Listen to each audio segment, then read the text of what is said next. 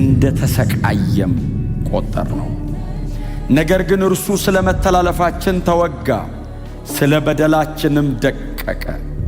በእርሱ ላይ የወደቀው ቅጣት ለእኛ ሰላም አመጣል። በእርሱ ቁስል እኛ ተፈወስን። እኛ ሁላችን እንደ በጎች ተቅበዝብዘን ጠፋን፣ እያንዳንዳችንም በየመንገዳችን ነጎድን። እግዚአብሔርም የሁላችንን በደል በእርሱ ላይ ጫነው። ጌታ ኢየሱስ ክርስቶስ ከሞት ተነስቷል። ጮክ በሉና ኢየሱስ ተነስቷል በሉ እስቲ።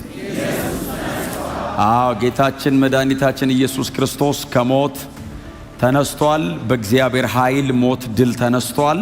ጌታ ኢየሱስ ክርስቶስ ደግሞ ሞትን ድል አድርጎ በእግዚአብሔር ኃይል በእግዚአብሔር ጉልበት መጽሐፍ ቅዱስ እንደሚነገረን ሮሜ 9:14 ላይ ነው። ሮሜ 9:14 ነው። 8:14 ላይ ነው። ኢየሱስ ክርስቶስን ከሞት ያስነሳው እርሱ የሚል ቃል አንብባችሁ ታውቃላችሁ? 8:11 ኢየሱስ ክርስቶስን ከሞት ያስነሳው እርሱ በእናንተ በሚኖረው በመንፈሱ ለሚሞተው ሰውነታችሁ ሕይወትን ይሰጠዋል። ስለዚህ ኢየሱስ ክርስቶስን ከሞት ያስነሳ አለ ማለት ነው አይደል? የአዲስ ኪዳናችን ትምህርት ኢየሱስ ተነስቷል ብቻ ሳይሆን ኢየሱስን አብ አስነስቶታል ነው። አብ ኢየሱስን አስነስቶታል። ይሄ የአዲስ ኪዳን ትምህርት ነው። መቃብሩን ባዶ ያደረገበትን የትንሣኤ ኃይል አብ ነው የላከው። እግዚአብሔር አብ ከሰማይ ላከ። እግዚአብሔር መንፈስ ቅዱስ ጌታ ኢየሱስ ክርስቶስን አስነሳው። ስለዚህ በክርስቶስ ኢየሱስ ሞትና ትንሣኤ ላይ ትሪኒቲ ሥላሴ ያለ ማለት ነው። ጌታ ይባረክ። የአብ ፈቃድ ነው መሞቱ። የሞተው እግዚአብሔር ወልድ ነው። እንዲሞት ደግሞ አቅም የሰጠው መንፈስ ቅዱስ ነው።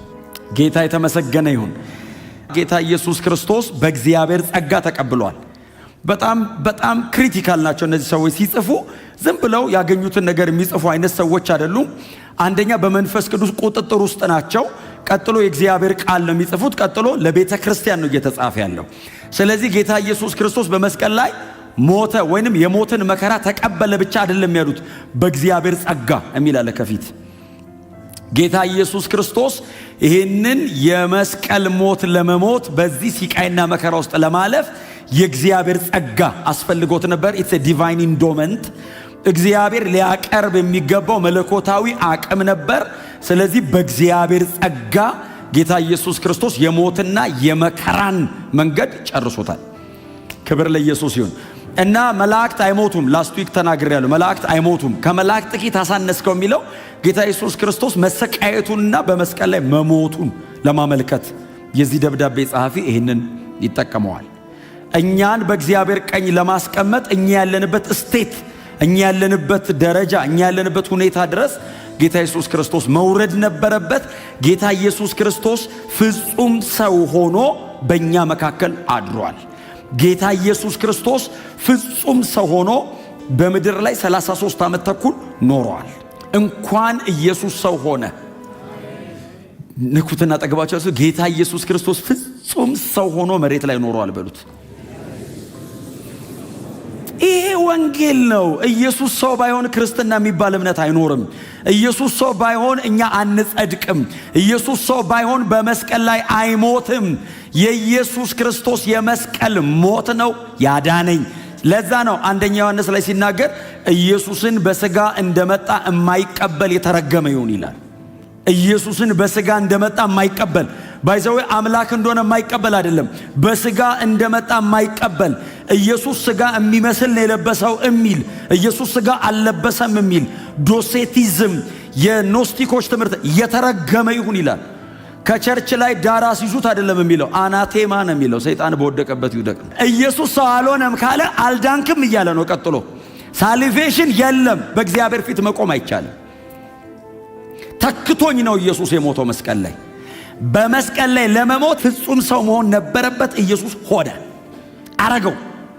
እማይሆን ነገር ሆነ፣ እማይቻል ነገር ተቻለ። አምላክ ሰው ሆነ። አይሆንም፣ ይሄ ሆነ። ሊሆን አይችልም፣ ሆነ። በእውነት ነው የምላችሁ። ሰውን ወደ ምንም ማሳደግ ይቀላል አምላክን ሰው ከማድረግ። ሊሆን አይችልም። መለኮት እኛ መሃል ሥጋ ለብሶ አደረ። ውስን ስብስብ ብሎ ቁጭ አለ። ደክሞተኛ ቀስቅሰው ከእንቅልፍ አስነሱት። አንተን የሚጠብቅ ለዘላለም አይተኛም የተባለ አምላክ እንቅልፍ ያዘው። እጁን ከፍቶ ፍጥረት የሚመግብ አምላክ እርቦት ምግብ ግዙ አለ። መለኮት ሰው ሆነ። የዚህ ደብዳቤ ጸሐፊ ጥቂት ከመላእክት ያሳነስከውን ኢየሱስን ይላል። ሰው መሆኑ ኢንካርኔሽን፣ አምላክ በመካከላችን ሥጋ ለብሶ ማደሩ እኮ እግዚአብሔር ያስረዳል። በእውነት እንዲገባን እኔ ጸልያለሁ። ኢየሱስ ሰው ሆነ። አዎ እምንለው አይደለም ማበድ። ጳውሎስን እንደ እብድ ያደረገው ምንድን ነው? ወንጌል ገባኝ እኮ ነው። ክብሩን አስጣለው፣ ዝናውን አስጣለው። እጅግ በጣም ምጡቅ ሰውዬ መንገድ ለመንገድ ተንከራታች በየእስር ቤቱ ዘዋሪ ያደረገው ምንድን? እንደ ሌባና እንደ ወንበዴ የምታሰረው ለወንጌል ነው አለ እኮ በግልጽ። እኔ ሌባ አይደለሁም ወንበዴ አይደለሁም አለ። የተከበርኩ ሰው ነኝ። በየእስር ቤቱ ከሌባና ከወንበዴ ጋር አብሬ የምታሰረው ለወንጌል። ወንጌል ገባኝ ምን ላድርገው አለ። ክብር ለኢየሱስ ይሁንለት። የክርስቶስን ሲቃይ ታስብ። አንዳንዱ ነገር አሁን ቅድም ሲዘመር ሴንስ አድርጋችሁታል። አንዳንዱ ነገር አለመዘመር ጥሩ ነው፣ ዝም ብሎ መስማት፣ ምን እያለ እንደሆነ ማወቅ። አንዳንድ ነገር ለምደን እንደግምና ምንም አይመስለንም። ማሰብ ሞተልኝ ስል ሞተ እያልኩ አይደለም፣ ሞተልኝ ነው እያልኩ ያለሁት። ኢየሱስ የሞተው ሞትን ልቅመስ ብሎ አይደለም፣ ለእኔ ሕይወት ለመስጠት ነው። ምንም ሌላ ኢንቴንሽን የለውም። ኢየሱስ እንደማሸንፍ ላሳያቸው አይደለም ያለው፣ ላድናቸው ብሎ ነው የሞተው። ለማዳን ነው የመጣው። እና ኢየሱስ ሲሞት ከመሞቱ በፊት ሲቃይ ነበረው። እና ይህንን የክርስቶስ ኢየሱስን ወደ መስቀል ሞት ያደረገውን ሲቃይ የወንጌል ጸሐፊዎች፣ ሁሉም የወንጌል ጸሐፊዎች ጽፈውታል። ተጋርተው የጻፉት የክርስቶስን ሲቃይና ሞት ብቻ ነው። በብዙ ነገር ተለያይተው ማለት አንዱ የሚያነሳውን አንዱ ላይ ያነሳው ይችላል። አንዱ አቴንሽን የሰጠውን አንዱ ላይ፣ መወለዱን ሁሉም አላነሱም። አወላለዱን፣ አስተዳደጉን ሁሉም አላነሱም። ሲቃይና ሞቱን ግን ሁሉም አንስተውታል። የወንጌል መካከለኛው የክርስቶስ ኢየሱስ ሲቃይ፣ የክርስቶስ ኢየሱስ ሞት፣ ሰው የሆነው ለመሰቃየት፣ ሰው የሆነው ለመሞት ስለሆነ እና ይሄንን ሳስብ የወንጌል ጸሐፊያን የጻፉት በጣም አስደናቂ ነው። ሂስቶሪካሊ ኢየሱስን እንደዚህ በአይናቸው አይተው በአይናቸው እንደዚህ ሲገረፍ ሲሰቃይ አይተው የጻፉት በጣም አስደናቂ ነው።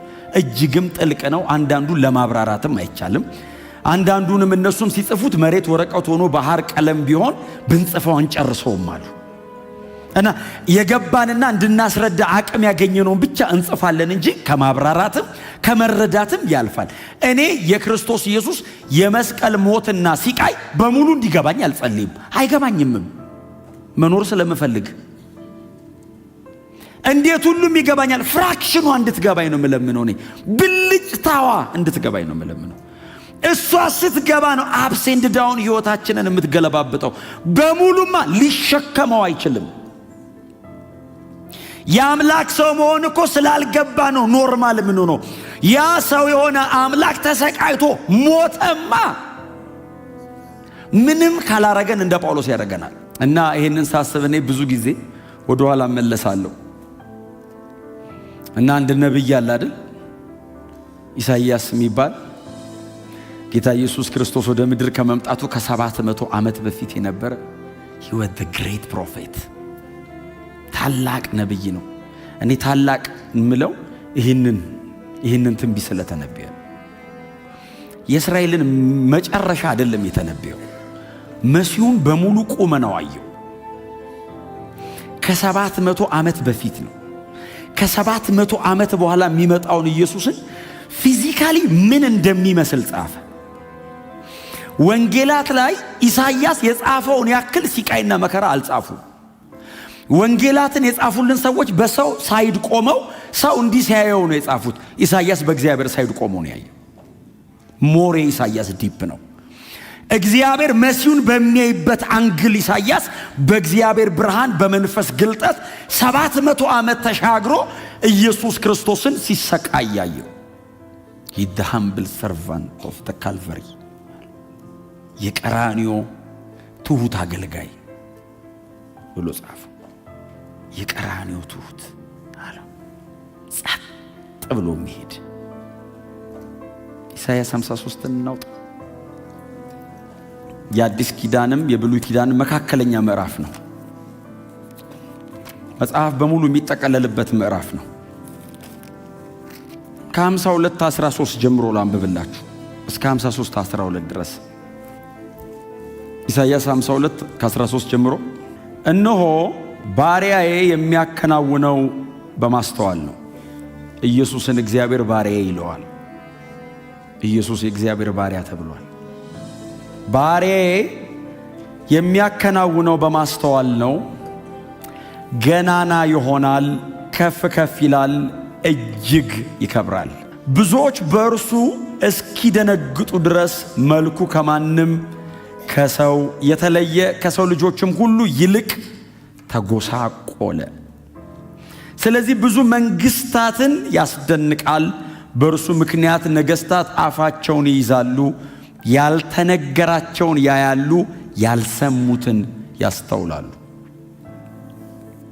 የሰማነውን ነገር ማን አመነ? የእግዚአብሔርስ ክንድ ለማን ተገለጠ? በፊቱ እንደ ቡቃያ ከደረቅ መሬት እንደ ወጣ ሥር በቀለ። የሚስብ ውበት ወይም ግርማ የለውም፣ እንድንወደውም የሚያደርግ መልክ አልነበረውም። በሰዎች የተናቀና የተጠላ የሕማም ሰውና ሲቃይ ያልተለየው ነበር። ሰዎች ፊታቸውን እንደሚያዞሩበት አይነት የተናቀ ነበር፣ እኛም አላከበርነው። በእርግጥ እርሱ ደዌያችንን ወሰደ፣ ሕመማችንንም ተሸከመ። እኛ ግን በእግዚአብሔር እንደተመታ፣ እንደተቀሰፈ፣ እንደተሰቃየም ቆጠርነው። ነገር ግን እርሱ ስለ መተላለፋችን ተወጋ፣ ስለ በደላችንም ደቀቀ።